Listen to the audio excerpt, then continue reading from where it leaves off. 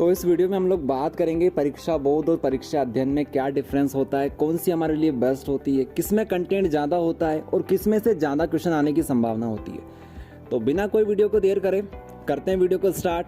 Hello everyone, this is Rohit Parmar और स्वागत है आप सबका एक बार फिर से आपके अपने YouTube channel MP board education पर। तो भाई साहब, पहला क्वेश्चन तो आपके सामने ये है कि क्या आपका टारगेट 70 है, 75 है, 80 है या फिर आपका टारगेट 80 प्लस है। यहीं से आपको क्लियर हो जाना चाहिए कि आपको परीक्षा बोध लेना है या परीक्षा अध्ययन लेना है। अगर आपका टारगेट 80 से नीचे का टारगेट अगर आपने सेट कर रखा है तो आप लोग अध्ययन के ऊपर जा सकते हो, क्योंकि अध्ययन में कंटेंट आपको देखने को कम मिलता है, सिंपल लैंग्वेज में वहाँ पर लिखा हुआ होता है। ओके, तो ये रहेगा अध्ययन के लिए। बात करते हैं थोड़ी परीक्षा बोध के ऊपर। तो परीक्षा बोध में आपको कंटेंट ज़्यादा देखने को मिलता है। इसका मतलब यहाँ पर ये होता है सीधा सा कि आपको यहाँ पर ज़्यादा मेहनत करनी पड़ेगी। ओके, लेकिन ज़्यादा मेहनत करोगे तो ज़्यादा नंबर भी तो आएंगे आपके। तो यहाँ पर बोध का फ़ायदा ये होता है कि बोध में कंटेंट आपको ज़्यादा देखने को मिलता है। अध्ययन क्लास 10th वालों के लिए बेस्ट होती है अगर आप लोग हिंदी, इंग्लिश और संस्कृत की बात करते हो, क्योंकि अध्ययन की लैंग्वेज थोड़ी सी सिंपल मानी जाती है बोध के कंपेयर में। ये क्लास 10th की अभी हम लोग बात कर रहे हैं, क्लास 12th के ऊपर भी आएंगे, तो अभी ध्यान से सुनिए आप लोग। क्लास 10th के लिए अगर आप लोग हिंदी, इंग्लिश और संस्कृत की बात करते हो तो अध्ययन आप लोगों के लिए बेस्ट होने वाली है। ओके, और अगर आप लोग क्लास 12th की बात करते हैं तो वहाँ पर हिंदी और इंग्लिश के लिए आप चाहो तो अध्ययन पे जा सकते हो, बोध पे जा सकते हो, कोई दिक्कत वाली बात नहीं है, क्योंकि हिंदी इंग्लिश इजी होते हैं। ओके, तो आप लोग कहीं पे भी जा सकते हो, बोध पे चले जाओ, अध्ययन पे चले जाओ, आप लोगों को याद ही करना है एट दी एंड, तो आप लोग कहीं पर भी जा सकते हो। लेकिन अगर हम लोग बात करें हमारे मेन सब्जेक्ट की, क्लास 11th भी आप लोग शामिल कर सकते हो इसी में।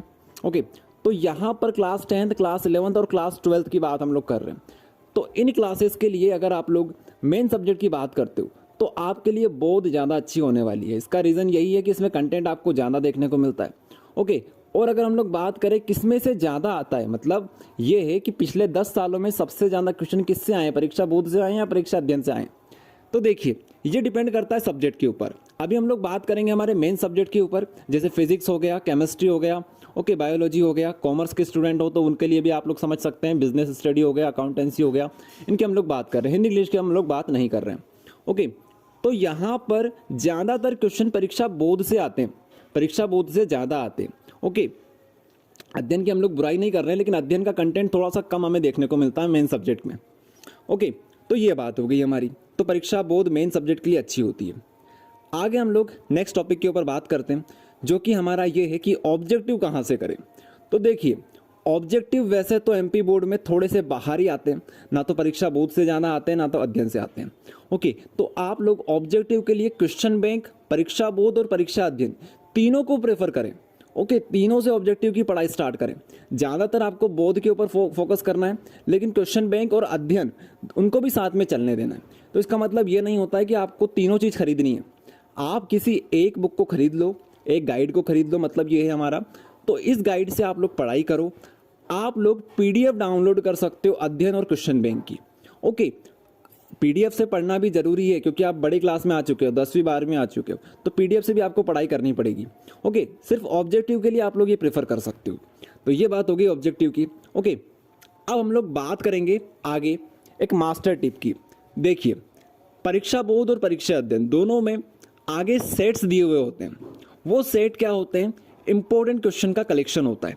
इंपॉर्टेंट क्वेश्चन का वहाँ पर कलेक्शन आपको देखने को मिलता है। अगर वो आप लोग सेट कर लेते हो परीक्षा बोध और परीक्षा अध्ययन की, तो ये आपके लिए बहुत ज़्यादा बेनिफिशियल होने वाले हैं। काफ़ी सारे बच्चे ये चीज़ मिस कर देते हैं, वो सिर्फ परीक्षा बोध के सेट कर लेते हैं या अध्ययन के कर लेते हैं, लेकिन आपको दोनों के सेट करना जरूरी है। ओके, और आप, इसका मतलब ये नहीं है कि आप लोग सबसे एंड में करो। जब भी आप लोग पढ़ाई करो, जैसे ही आपका कोई सा चैप्टर खत्म हुआ, उसके बाद आप लोग चेक करो क्वेश्चन उसमें, परीक्षा बोध में, परीक्षा अध्ययन में। अगर आप लोग वो क्वेश्चन फाइंड आउट करते हो उस चैप्टर से रिलेटेड, तो उसे वहीं पर सोल्व करो। एंड के लिए कुछ मत बचाओ, क्योंकि एंड में आप लोग ये नहीं कर पाओगे, इतना समय आपके पास नहीं होता है। आप सोचते हो कि यार एग्जाम से पहले कर लेंगे सेट, ऐसा नहीं है, अभी से आपको स्टार्ट करना पड़ेगा। ओके, तो ध्यान रखो इस बात का। अब आप लोग पढ़ाई करना स्टार्ट कर दो, क्योंकि टाइम हमारे पास अब कम बचा है। ओके, परीक्षा बोध, परीक्षा अध्ययन दोनों आपको प्रोवाइड करवा देंगे। ओके, तो थोड़ा सा टाइम हमें भी लगेगा, लेकिन हम लोग जरूर आपको प्रोवाइड करेंगे। तो यही था इस वीडियो में। ओके, तो अगर इससे रिलेटेड कोई भी क्वेश्चन आपके मन में रह गया है तो आप लोग कमेंट में पूछ सकते हो। ओके, पढ़ाई करें आप लोग। धन्यवाद, थैंक यू एवरीवन।